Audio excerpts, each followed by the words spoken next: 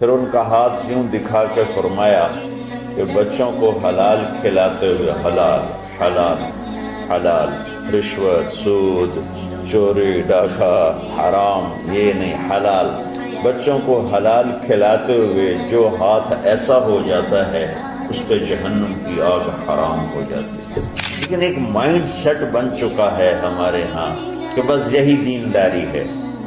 مکمل دینداری بنتی جب اس کے ساتھ دنیا کے معاملات اور اخلاقیات درست ہوتے ہیں، پھر جا کے وہ مکمل دین بنتا ہے۔ اچھا، جس نے ان 4 شرطوں کے ساتھ دنیا کو کمایا تو کیا ہوگا بھائی؟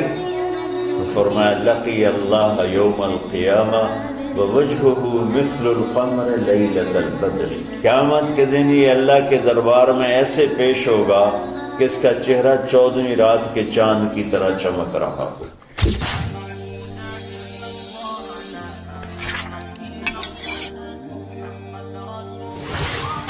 من طلب الدنیا حلالا، جس نے دنیا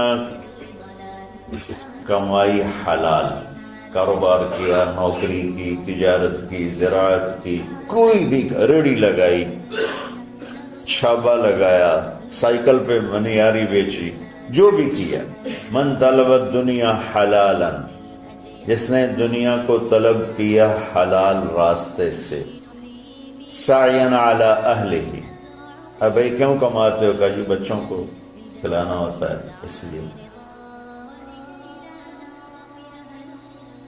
تعطفا علی جارہ، کیوں کماتے ہو؟ کہا جی کچھ اللہ کے غریب بندے ہوتے ہیں ان پر خرچ کرتا ہوں۔ استعفافا عن المسئلہ، کیوں کماتے ہو؟ کہا جی کسی سے سوال نہ کرنا پڑے۔ تو 4 باتیں میرے نبی فرما رہے ہیں، رزق حلال کمایا، بچوں پر خرچ کرنے کے لیے کمایا، غریبوں پر خرچ کرنے کے لیے کمایا، اور سوال سے بچنے کے لیے کمایا۔ اس میں کوئی نماز، روزہ، حج، زکوٰۃ، تہجد، تبلیغ، جہاد کا کوئی ذکر ہے نہیں۔ اچھا، جس نے ان 4 شرطوں کے ساتھ دنیا کو کمایا تو کیا ہوگا بھائی؟ تو فرمایا لقی اللہ یوم القیامہ ووجہہ مثل القمر لیلۃ البدر، قیامت کے دن یہ اللہ کے دربار میں ایسے پیش ہوگا کہ اس کا چہرہ 14ویں رات کے چاند کی طرح چمک رہا ہو۔ اللہ نے ہمیں ایسا دین عطا فرمایا۔ حضرت سعد بن معاذ رضی اللہ تعالیٰ عنہ آپ کی محفل میں بیٹھے ہوئے تھے تو وہ دہاڑی کرتے تھے، مزدوری کرتے تھے اپنے باغ میں خود ہی۔ تو آپ کے ان کے ہاتھوں پہ نظر پڑی تو ہاتھوں میں مزدوروں کے نا ہاتھ سخت ہو جاتے ہیں، بہت ہارڈ ہو جاتے ہیں، وہ کسی چلا چلا کے ہاتھوں سے کام کرتے۔ تو آپ نے دیکھا تو ان کے ہاتھ بڑے سخت۔ آپ نے ان سے پوچھا سعد یہ تیرے ہاتھوں کو کیا ہے؟ کہا یا رسول اللہ خود ہی مزدوری کرتا ہوں بچوں کا پیٹ پالنے کے لیے، تو وہ کام کرتے کرتے میرے ہاتھ ایسے ہو گئے ہیں، ٹھیک ہے، تہجد پڑھتے پڑھتے میرے ہاتھ ایسے ہو گئے ہیں، ذکر کرتے کرتے، روزے رکھتے رکھتے، حج کرتے کرتے، عمرے کرتے کرتے، یہ بہت بڑے اعمال ہیں، میں ان کی کوئی تضحیق نہیں کر رہا ہوں، نفی نہیں کر رہا ہوں، دین کے کسی عمل کو چھوٹا نہیں سمجھنا چاہیے، لیکن ایک مائنڈ سیٹ بن چکا ہے ہمارے ہاں کہ بس یہی دینداری ہے۔ یہ کوئی عمرے کر رہا ہے، کوئی حج کر رہا ہے، کوئی دیگیں چڑھا رہا ہے، تو اس کو دینداری ہے بھی صحیح، اس میں کوئی شک نہیں، ہے بھی صحیح، لیکن ادھوری دینداری ہے۔ مکمل دینداری بنتی جب اس کے ساتھ دنیا کے معاملات اور اخلاقیات درست ہوتے ہیں، پھر جا کے وہ مکمل دین بنتا ہے۔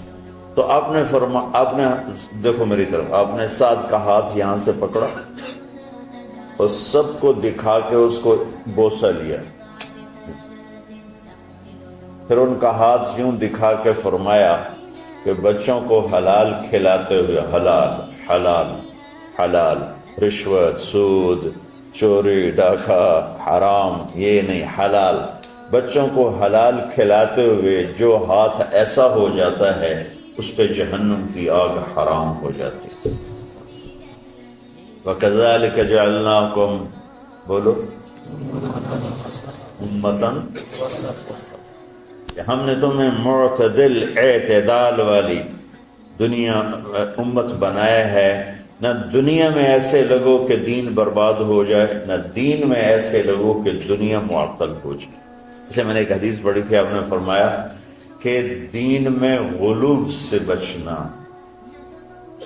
غلو مطلب کہ اس طرح لگنا کہ بچوں کا پتہ نہیں، بیوی کا پتہ نہیں، گھر کا پتہ نہیں، کام کا پتہ نہیں۔